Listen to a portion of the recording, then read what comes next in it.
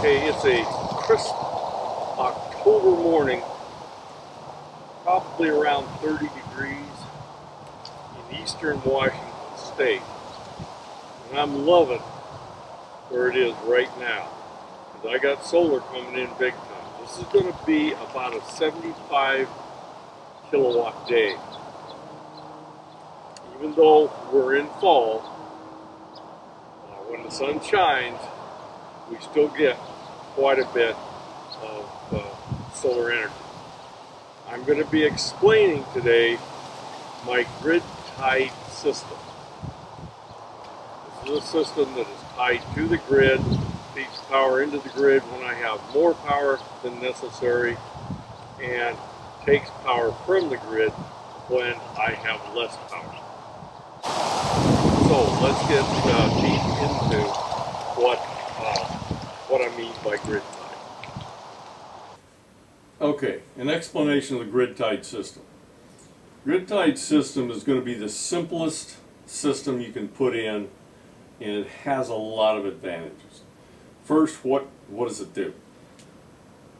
When you put solar panels, and most people put them on their roof, we're going to say these solar panels are on the roof, you have a choice. You can either run DC power from the panels down to a central inverter of some sort to make it into AC, or you can do it with microinverters.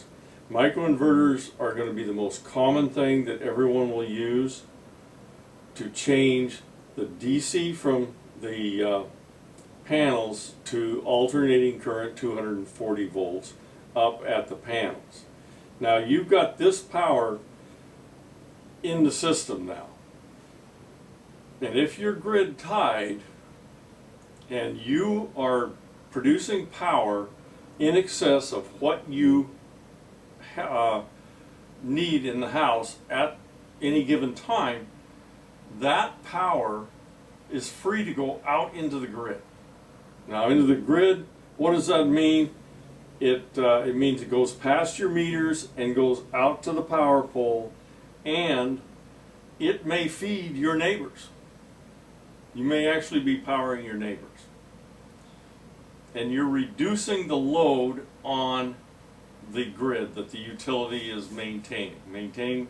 The utility maintains a grid and supplies power. If you have a grid-tied system, when you're producing more power than you use, then other customers are using it and the grid does not have to supply it. Okay. For that, the utility tells you, because you're a power producer now, we will give you credit, and this varies with different utilities. They used to pay you for it, so I don't see many of them paying for it anymore. That didn't work out too well. But they'll give you credit, and that's just as good. Because let's say I produce 100 kilowatts, and I only use 50. Okay, that other 50 kilowatts can be credited to my bill. So let's just take a day. Okay, during the day I make 100 kilowatts. But at night I'm not getting anything from solar, so the grid's supplying my power. The utility's actually supplying it then. Now during the day my power was all produced by the solar panel. You know, and that took care of my use. But at night it's not going to do that. So they're saying, well, because you gave us power to power your neighbors and so on, and we didn't have to buy the power, then we're going to give you credit for that and we'll power your house during the night. And that's how it works. Now what it actually ends up being is, because you don't use a lot of power at night, that credit is going to extend into months where there's very little solar. Let's say snow comes down, you're not producing any power when snow's on the panels. It's just pretty much nothing. So they're going to supply you power. But back in the summer, I produced far more power than I needed, and they will record that power and give it back to me in the winter. So conceivably, I could have only the minimum charge for my bill, which is actually where I'm at right now, that will go through the entire winter. Like, I have a $9 minimum charge. My utility is actually quite generous. So I have that $9 charge, and I will have that charge all through summer and winter. Okay. That's a grid-tied system. You usually have 2 meters. One of them's a net meter that tells you how much power you actually took from the grid, and the other one's telling you how much power you put into the grid. This is by far the simplest system out there. It has many advantages in that, like right now, I have 56 panels that are producing power. I have about 650 or 6,500 kilowatts in my bank that they have banked for me to use in the winter, which I won't use all of that. There's no way I'll use it all. But I will continue to have that zero bill, $9 bill, for the rest of the year. So essentially, what the grid is doing is they're supplying me a battery.